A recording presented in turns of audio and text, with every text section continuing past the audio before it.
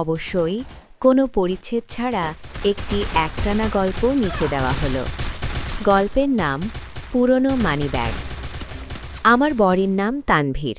তানভীর মানুষটা এমনিতে খুব ভালো, শান্তশিষ্ট, ভদ্র, কিন্তু ওর একটা বড় দোষ আছে, ও ভীষণ হাড় কিপটে। বিয়ের পর থেকেই দেখছি লোকটা টাকা খরচ করতে গেলেই যেন তার কলিজা ছিঁড়ে যায়। আমাদের সংসারটা চলে একদম মেপে মেপে। মাসের শুরুতে বেতনের টাকা পাওয়ার পর ও একটা এক্সেল শিট খুলে বসে। সেখানে বাড়ি ভাড়া, কারেন্ট বিল, বুয়ার বিল, বাজারের খরচ সব পাই পাই করে হিসাব করা থাকে। এর বাইরে এক টাকাও এদিক সেদিক হওয়ার জো নেই। সবচেয়ে বেশি বিরক্ত লাগে ওর মানিব্যাগটা দেখলে। চামড়ার একটা তেনা হয়ে যাওয়া মানিব্যাগ, ওটার রং জ্বলে গিয়ে ধূসর হয়ে গেছে, সেলাইগুলো খুলে আসছে। পকেট থেকে বের করলে আমারই লজ্জা লাগে। অথচ তানভীর দিব্যি ওই ছেঁড়া মানিব্যাগ নিয়ে অফিস করে, বাজারে যায়। আমি কতবার বলেছি, তানভীর প্লিজ এই মানিব্যাগটা বদলাও, মানুষ দেখলে কি ভাবে, তোমার কি টাকার অভাব? তানভীর তখন হেসে বলে, আরে ধুর, মানিব্যাগ দিয়ে কি হবে, ভেতরে টাকা থাকলেই হলো। এটা আমার লাকি চার্ম, এটা বদলানো যাবে না। গত ঈদে আমি খুব শখ করে ওর জন্য একটা দামি ব্র্যান্ডের মানিব্যাগ কিনেছিলাম।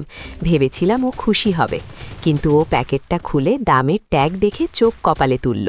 বলল, ৩,০০০ টাকা দিয়ে একটা মানিব্যাগ? তুমি কি পাগল হলে মিতা? এই টাকা দিয়ে তো পুরো মাসের বাজার হয়ে যেত।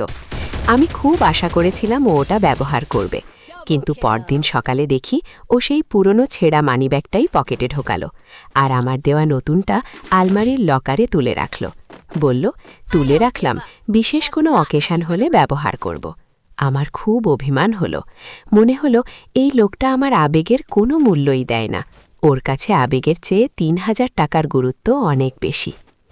আমাদের বিয়ের ৩ বছর হতে চলল, কিন্তু আমরা কোথাও ঘুরতে যাইনি।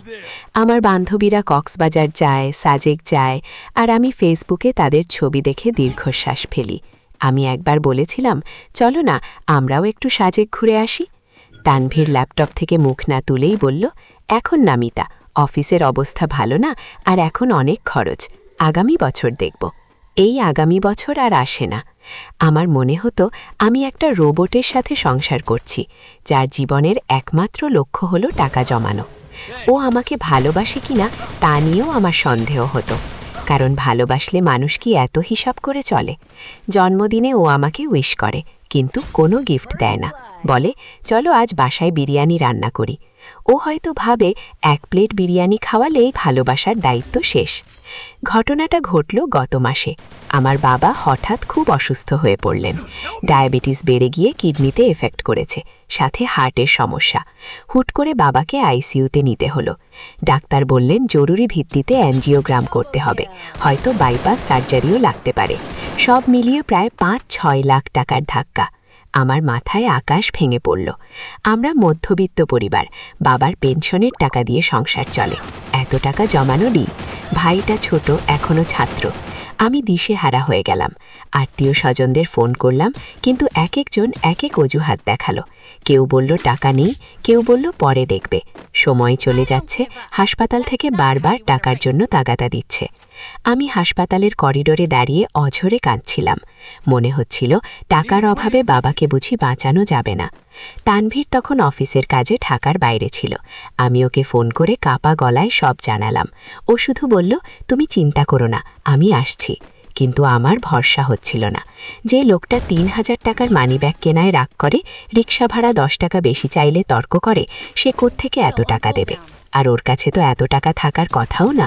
ও তো সাধারণ বেতনের চাকরিজীবী। সন্ধেবেলা তানভীর হাসপাতালে পৌঁছালো।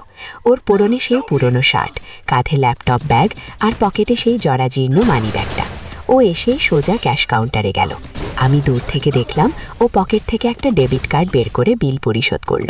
তারপর রিসেপশনিস্টের সাথে কথা বলে কেবিনের ব্যবস্থা করল। আমি অবাক হয়ে তাকিয়ে রইলাম। এত টাকাও পেল কোথায়? বাবার অপারেশন হলো, তিনি এখন শঙ্কামুক্ত। সব মিলিয়ে প্রায় ৪.৫ লাখ টাকা খরচ হলো। তানভীর পুরো সময়টা আমার পাশে ছায়ার মতো ছিল। ওষুধ আনা, ডাক্তার ডাকা, রক্ত জোগাড় করা সব ও একাই করেছে। বাবা যখন কেবিনে শিফট হলেন তখন রাত গভীর। আমি আর তানভীর হাসপাতালের বারান্দায় কফি খাচ্ছি। আমি কৌতূহলী হয়ে জিজ্ঞেস করলাম, তানভীর, সত্যি করে বলো তো, তুমি এত টাকা কোথায় পেলে? লোন নিয়েছ? তানভীর কফির কাপে চুমুক দিয়ে একটু হাসল। তারপর পকেট থেকে সেই পুরনো ছেঁড়া মানিব্যাগটা বের করে আমার হাতে দিল। বলল, খুলেই দেখো। আমি অবাক হয়ে মানিব্যাগটা খুললাম। ভেতরে টাকার ফোল্ডে একটা ছোট্ট পাসপোর্ট সাইজের ছবি, আমার ছবি, আর একটা ভাঁজ করা কাগজ। কাগজটা আসলে একটা ব্যাংক স্টেটমেন্ট।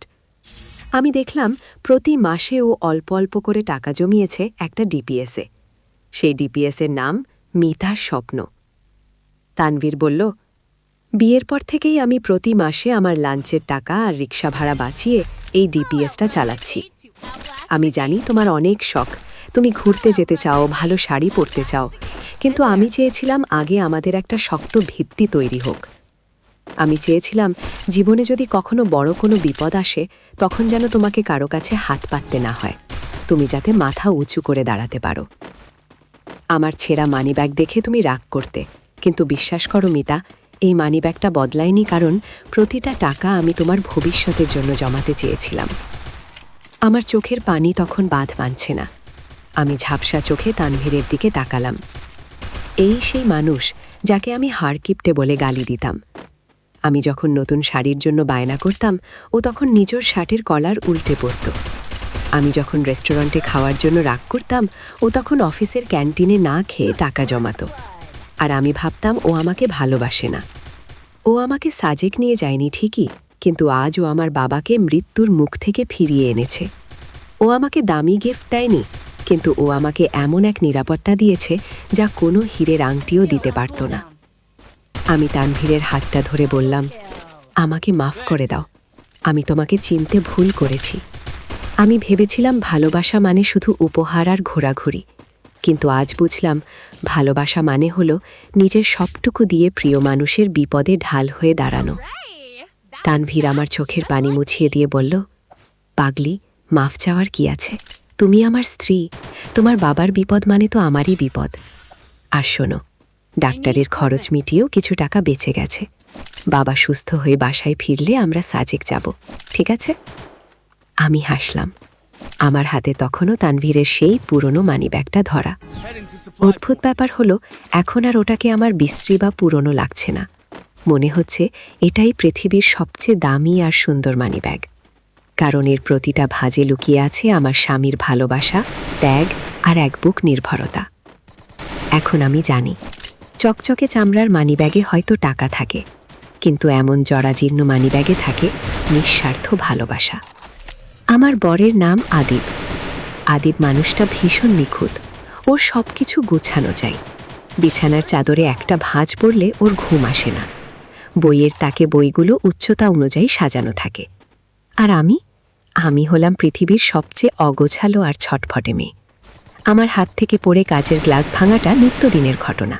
চাবি কোথায় রাখি মনে থাকে না, বাথরুমে লাইট জ্বালিয়ে রেখে চলে আসি। আদিব প্রথম প্রথম আমাকে বোঝাতো, এখন আর বোঝায় না, শুধু দীর্ঘশ্বাস ফেলে নিজেই সব ঠিক করে নেয়।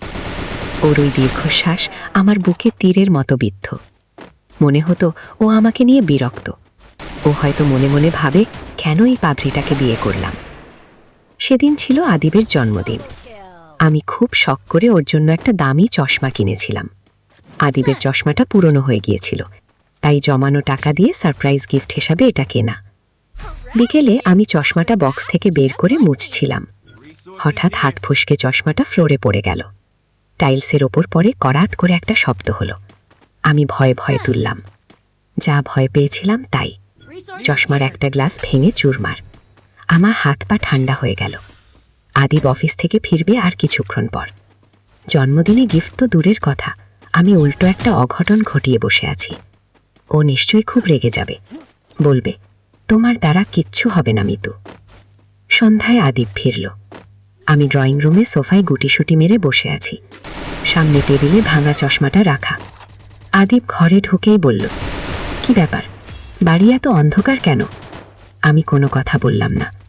ও লাইট জ্বালিয়ে আমার দিকে তাকালো। আমার চোখ তখন পানিতে ভাসছে। আদিব আমার পাশে বসল। টেবিলের ওপর ভাঙা চশমাটার দিকে ওর চোখ গেল। আমি ভুগিয়ে কেঁদে উঠলাম। আদিব, আমাকে মাফ করে দাও। আমি তোমার জন্মদিনে এটা দিতে চেয়েছিলাম, কিন্তু ভেঙে ফেলেছি। আমি আসলে একটা অপদার্থ। আমার হাত দিয়ে কিচ্ছু ঠিকঠাক হয় না।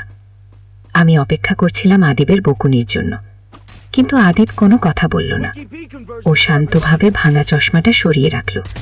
তারপর আমার হাত দুটো নিজের হাতের মুঠোয় নিল। আমি অবাক হয়ে তাকালাম। আদিব আমার দিকে তাকিয়ে মুচকি হেসে বলল, তুমি কাঁদছো কেন মিতু? একটা চশমা ভেঙেছে বলে? আমি বললাম, কিন্তু এটা তো দামি ছিল, আর আমি সবসময় সব নষ্ট করি। আদিব আমার চোখের পানি মুছিয়ে দিয়ে বলল, চশমা দিয়ে তো আমি পৃথিবী দেখি মিতু, কিন্তু তুমি যদি কেঁদে চোখ ফুলিয়ে ফেলো তাহলে তো আমার পৃথিবীটাই ঝাপসা হয়ে যাবে। চশমা তো দোকান থেকে আবার কেনা যাবে, কিন্তু তোমার এই চোখের পানি তো কেনা যায় না। সেদিন আমি বুঝেছিলাম আদিব হয়তো মুখে বলে না, কিন্তু ও আমার ভুলগুলোকে কতটা মায়া দিয়ে ঢেকে রাখে। ও নিখুঁত মানুষ হতে পারে, কিন্তু ওর ভালোবাসাটা বড্ড নিখাত। যে মানুষটা একটা ভাঙা চশমার শোক না করে আমার চোখের পানির দাম দেয়, তাকে ভালো না বেশে থাকা যায় না। এখন আমার হাত থেকে কিছু পড়ে ভেঙে গেলে আমি আর ভয় কুঁকড়ে যাই না, কারণ আমি জানি আদিব এসে ভাঙা কাজগুলো সরিয়ে দেবে, যাতে আমার পায়ে না ফোটে। ভালোবাসা মানে সবসময় নিখুঁত হওয়া নয়। ভালোবাসা মানে হলো প্রিয় মানুষের ভুলগুলোকে পরম মমতায় শুধরে দেওয়া।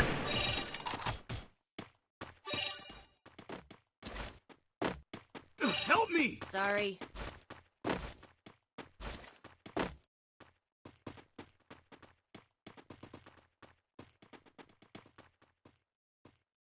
Thanks.